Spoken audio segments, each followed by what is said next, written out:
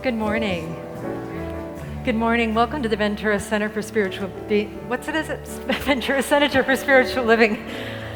Y'all, I just got to tell you, I've had a little bit of caffeine today. I'm wearing high heels that I can't walk in, and so that's just what it is. Thank God we have a guest speaker, okay? Can't even remember the name of the church, okay? But I am Reverend Bonnie Rose, and you are you, and it's great to have you here this morning. We're doing a new-ish hymn this morning. This is somewhat in honor of Kusala, our guest speaker.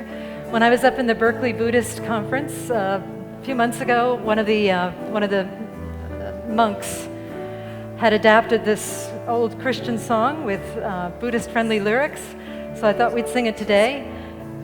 And when we say, "I'll be a living sanctuary for you," that means that we are a living sanctuary for all beings everywhere.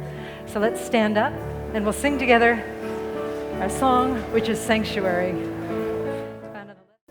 And together we say, and so it is. Thank you.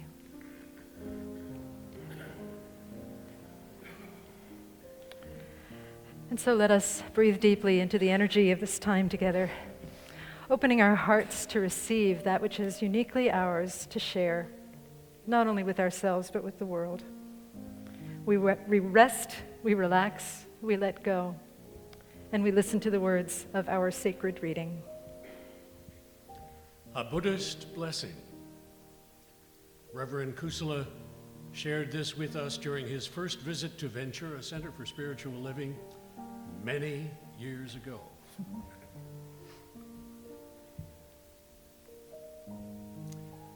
From the highest realm of existence to the lowest, may all beings arisen in these realms, with form and without, with perception and without, with consciousness and without, may they be happy, peaceful, and free from suffering.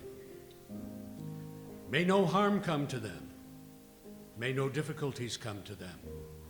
May no problems come to them. May they always find fulfillment. May they also have patience, courage, understanding, and determination to meet and overcome the challenges in life. May it be so. So it is. Thank you.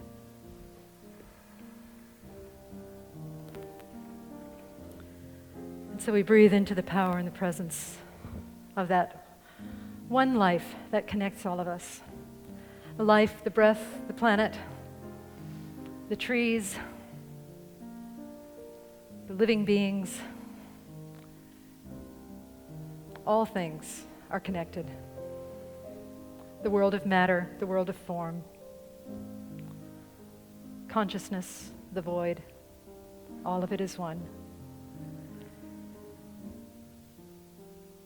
All of that is captured in the phrase, I am. Awareness is.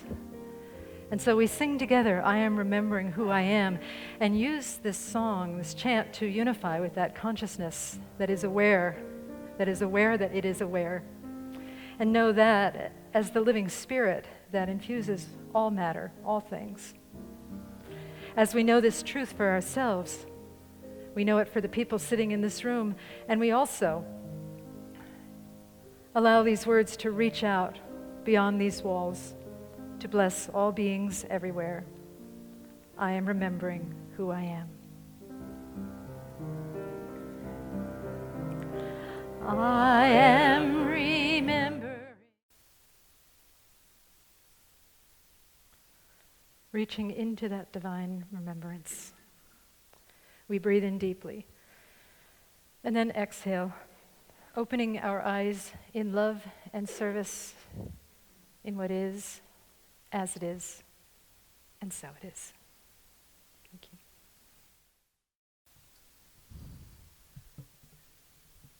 good morning.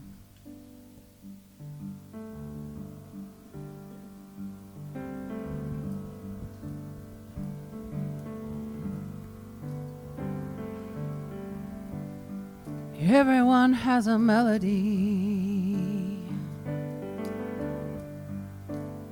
something you just have to sing, your soul song,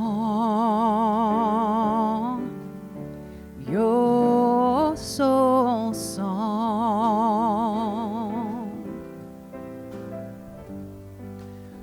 love to hear your melody.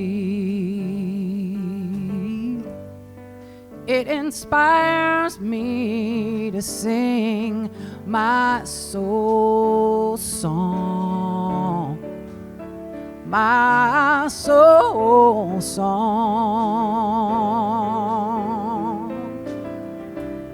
And holy rhythm is a beautiful thing, our vibration resonating.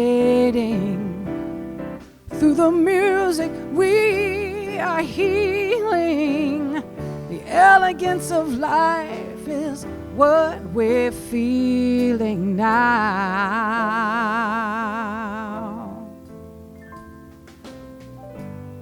I'm the captain of my soul. God is the ruler of my heart all day long. All night long. I hear a hymn of remembering. Oh, you know our name is spoken in every strain all day long. All along. Oh, and holy rhythm is a beautiful thing. Our vibration resonating. Through the music we are healing. The elegance of life is what we're feeling now. And the joyful now.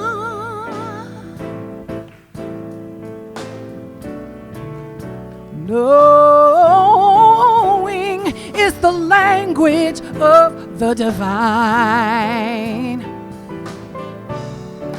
We commune together with our hearts in time. Oh, yeah, yeah. And holy rhythm is a beautiful thing. Our vibration resonating. And through the music we are healing. The elegance of life is all we're feeling now. In the joyful now. Ooh, in the graceful now. In this moment of now. In this moment of now.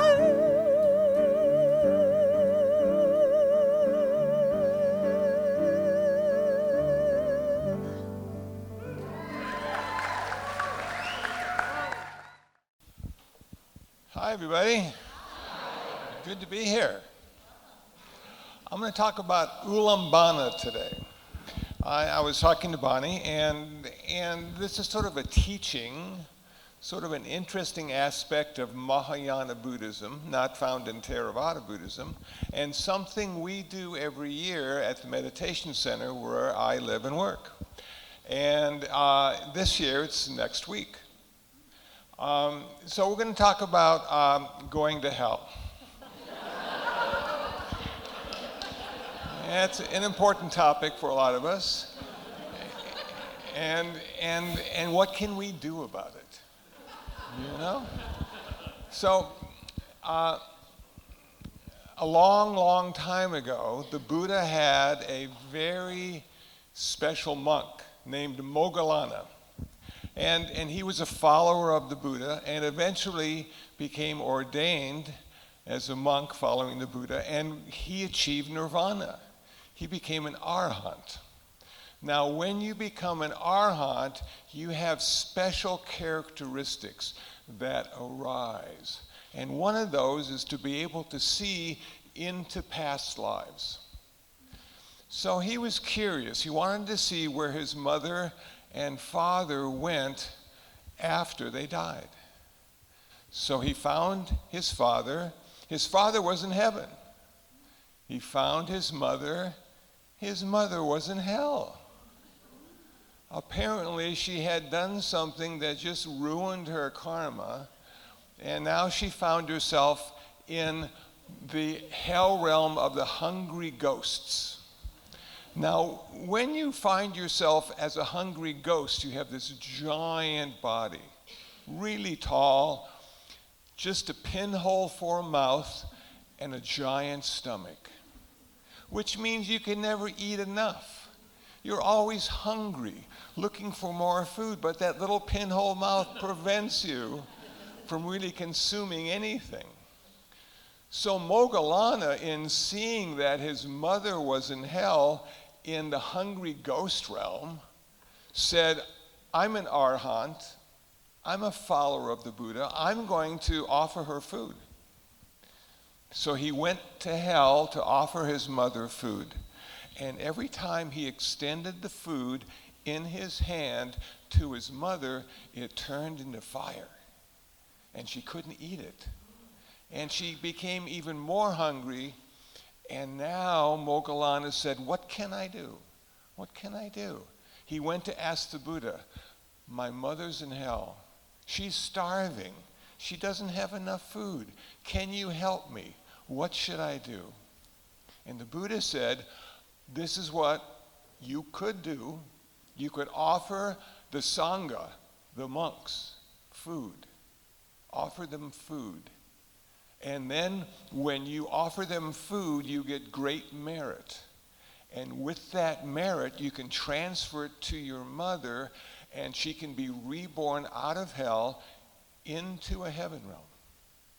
So it said he petitioned the monks in the 10 directions to come so he could offer dana, food. And they came, and he fed them, and he got the merit, and he transferred the merit to his mother, and his mother immediately was reborn out of the hungry ghost realm into a heaven realm. So we have like 32 heavens and 32 hells. We have so many places to go.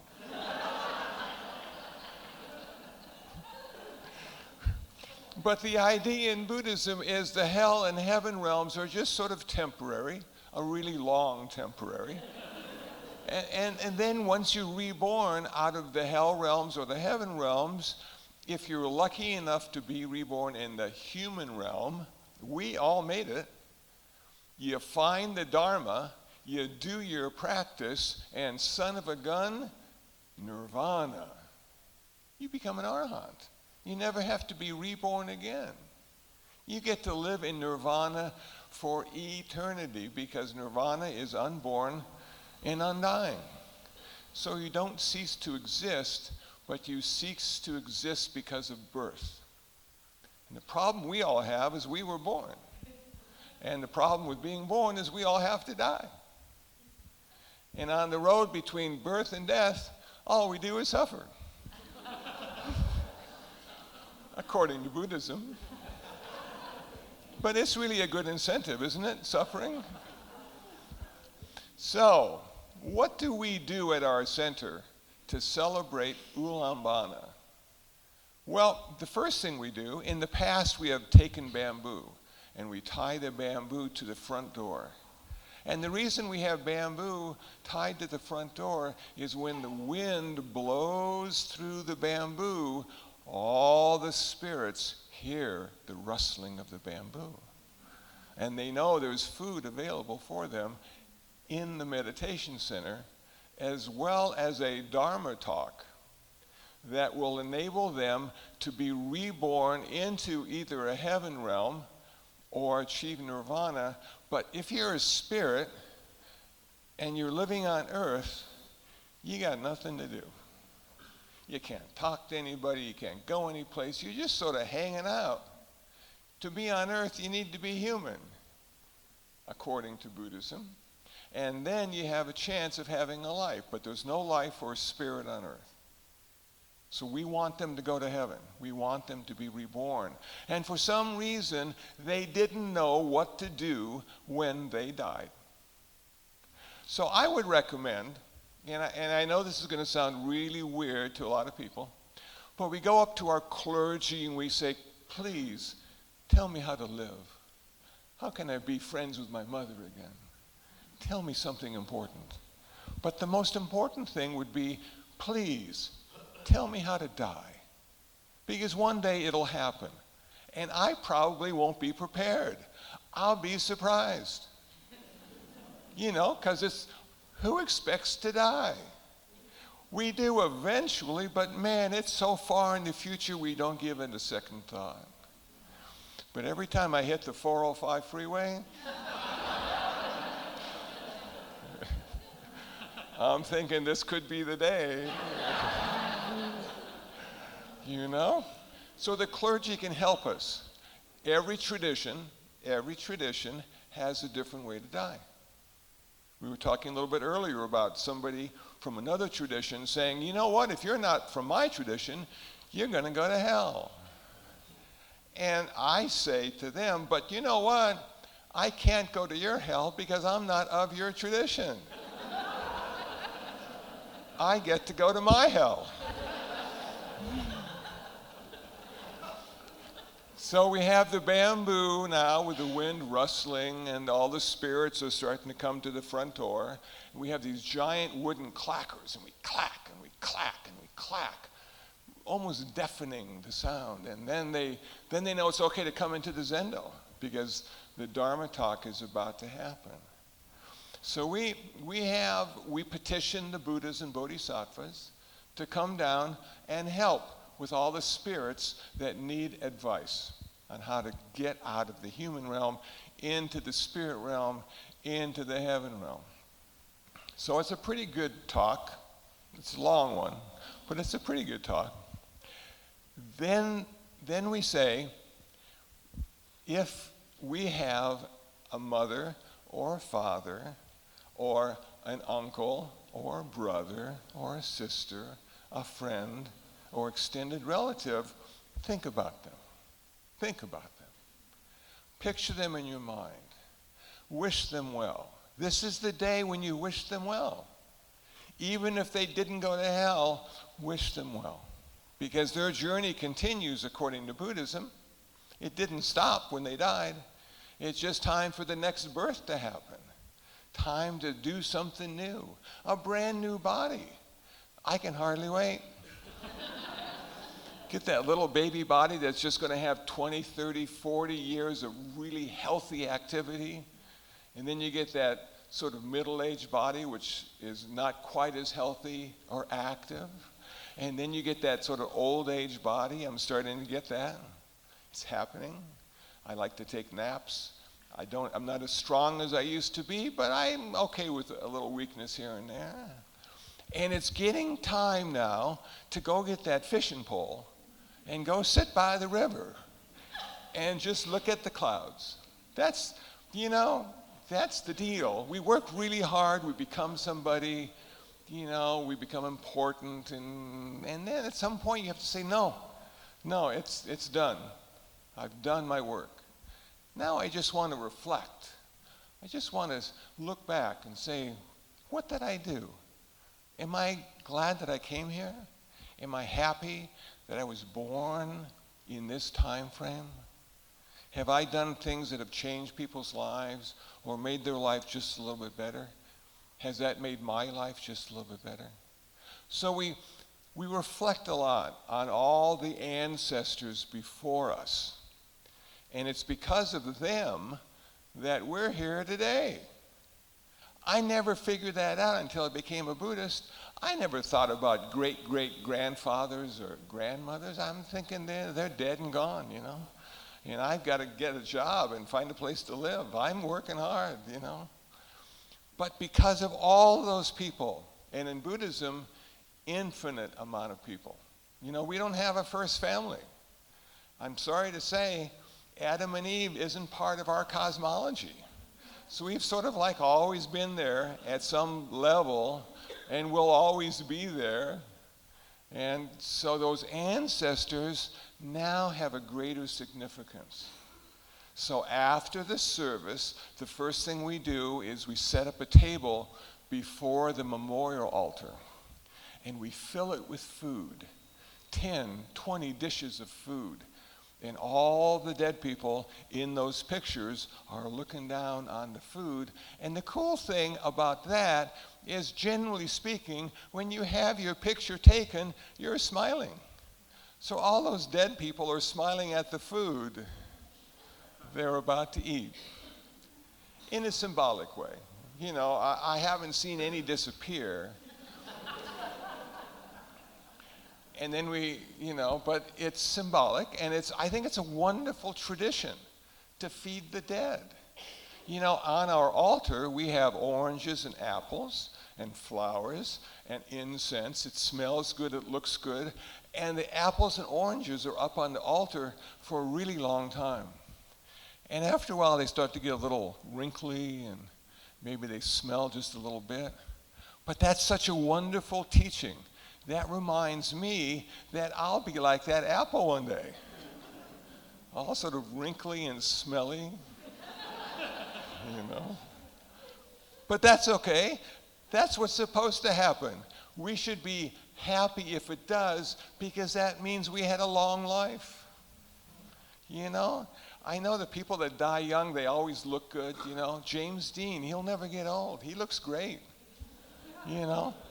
But he lost a lot of his life dying young.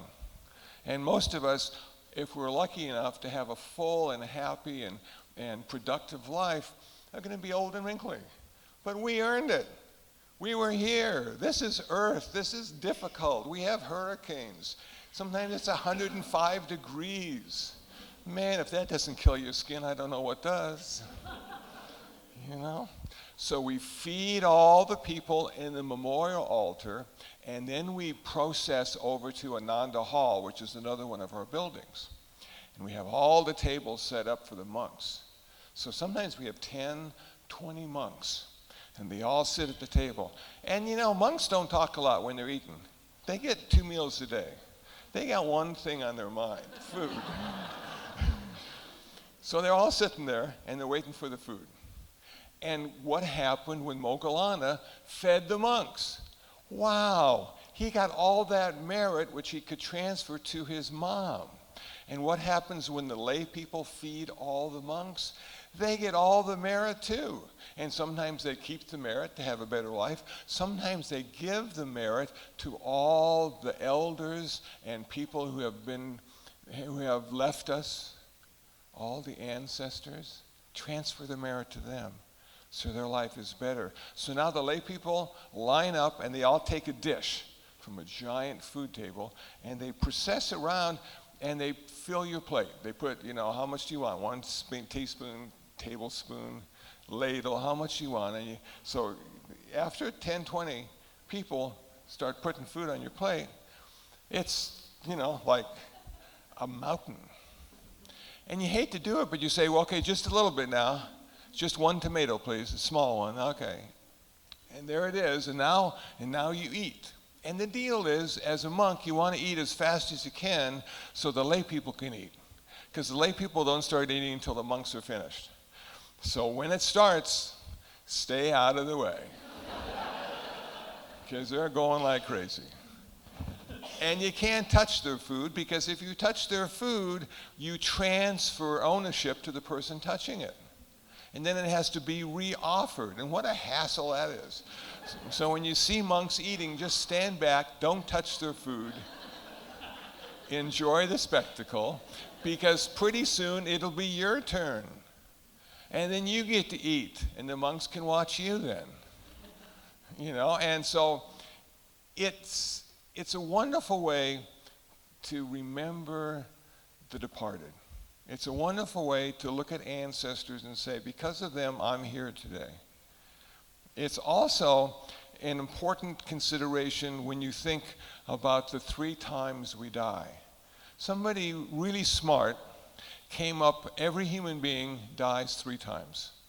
And I thought, wow, that's really interesting. What does he mean by that?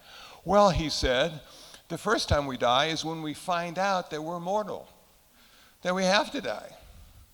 So this infinite life that looks like it's ahead of us is not. And that's the first time we die. And the second time we die is when we actually do die and go 6 feet under. You know, and of course that, as a Buddhist is concerned, is temporary. That's just the body, you know. And something else, the karmic energy, will be reborn sooner or later in the future. And now the third time we die. And I hadn't thought about this before, but it makes so much sense.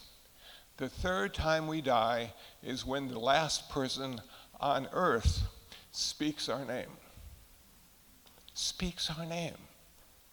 And at our memorial service, we have a list of names.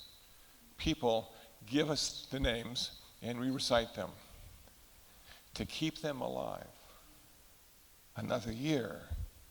And when you go to the memorials and you hear all the names being read, man, that's to keep them alive. We don't want to lose them. They're still here if their name is spoken. So Ullambana is a really important ceremony. And it allows us to get in touch with ourselves and with our ancestors and all those moms and dads that have passed away. It allows us to sort of remember them in a special, nice way. And some people in the Buddhist tradition, and maybe the Christian tradition too, have a little altar in their house. And they have a picture of mom and dad and maybe the cat that died 2 years ago and the dog that's, you know, died 4 years ago. And during the day, they might just glance over and say, yeah, they were here. They changed my life in a special way. And I can never pay them back, but I can show gratitude and understanding to what they've done for me in my life. So this is sort of depressing. It's Sunday, it's a beautiful day outside, but it's something to think about occasionally. And the older I get, every time I look in the mirror, it's sort of, you know. In fact, I have one of those real IDs. You know the California Real ID? I got one. It wasn't too bad. I was like an hour getting it. I had the proper paperwork, and I flunked the test. But then I got to take it again, and I passed the test. And I said, okay. Because I hadn't taken a written driving test for 10 years. I forgot. I thought it'd be easy. It's a little difficult. Then it was time for the picture, so I went over to get my picture taken, you know? And the guy clicked, you know, and he said, here's a paper copy just to see what it's going to look like on your driver's license. And I went, man, you know, what happened to the throat? Where did that come from? I said, don't you guys have Photoshop? You know? Can't you just make it just a little better? And he said, sir, that is the real you. Man, I don't know how life works. So I brought my harmonica today.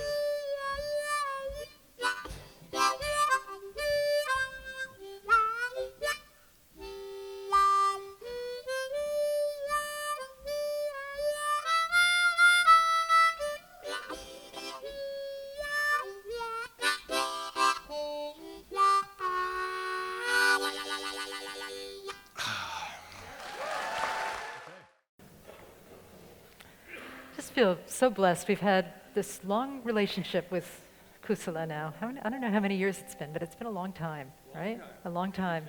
10 or more years, yeah. And we're just so fortunate. So thank you for continuing to like to come back here. It's a long way for you. Thank you.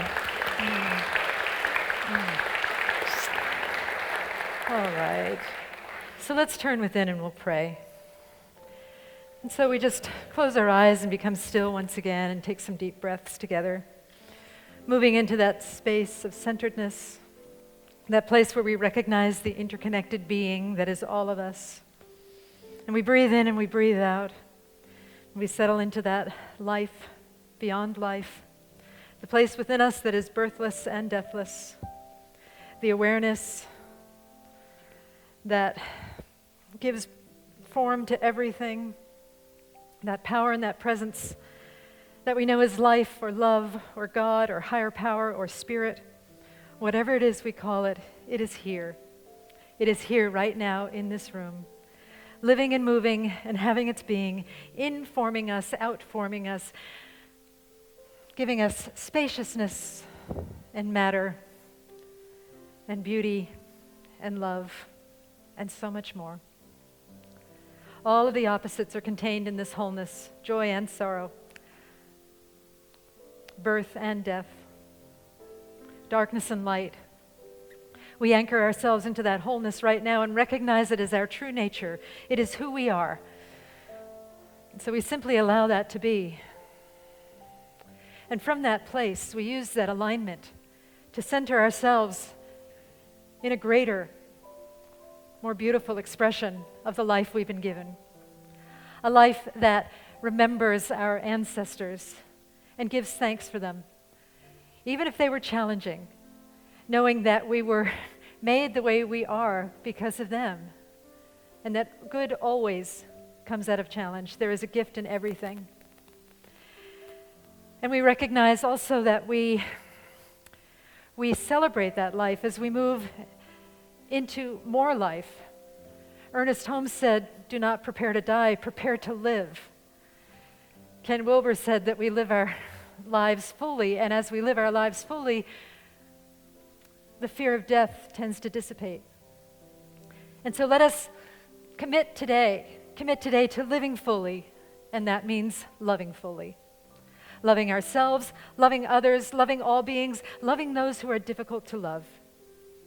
Moving into that spaciousness that is love itself and cannot do anything but love. We allow that greater vision to be, and we call it our own.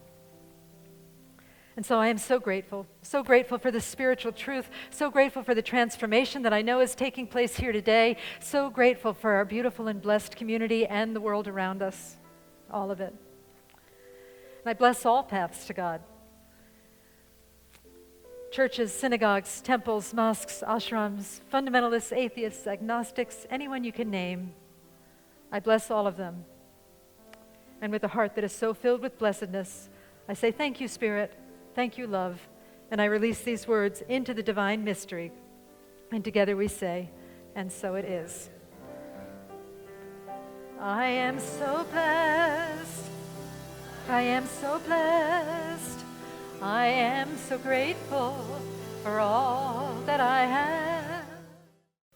The song is called Needle in a Haystack, and in this wild world, sometimes it's a little bit difficult to find and hold on to the center and the love, and that's what this is about.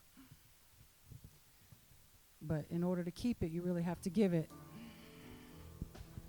because that's what it's about, right?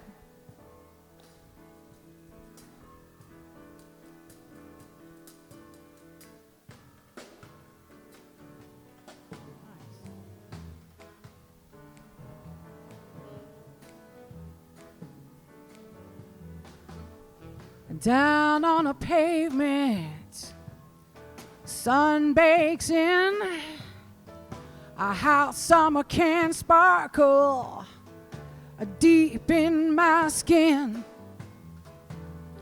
2 steps forward, 1 step back, and there in the stillness, I found a needle in a haystack. Ooh. Needle in a haystack, wise men say, you can't keep it till you give it away. Open your heart, let it all in, That's when you find that needle in a haystack. Ooh, it's no secret. Yeah, this thing I've found. But it's easy to lose. Oh, if you don't stand your ground until the time is right. Ooh, I'm gonna stay on track. 'Cause this treasure I know, oh, it's like a needle in a haystack. Woo! Needle in a haystack, wise men say. You can't keep it till you give it away. Open your heart and let it all in. That's when you find that needle in a haystack. Ooh, it's a natural fact. Come on, that's where it's at. Ooh, it's a natural fact. That's where it's at. That's where it's at. It's like a ray of light in the palm of your hand. Come on, pass it on, sisters. That's a simple plan. And when you do, hey, it'll always come back. And you can find your very own needle in a haystack. Come on. Woo.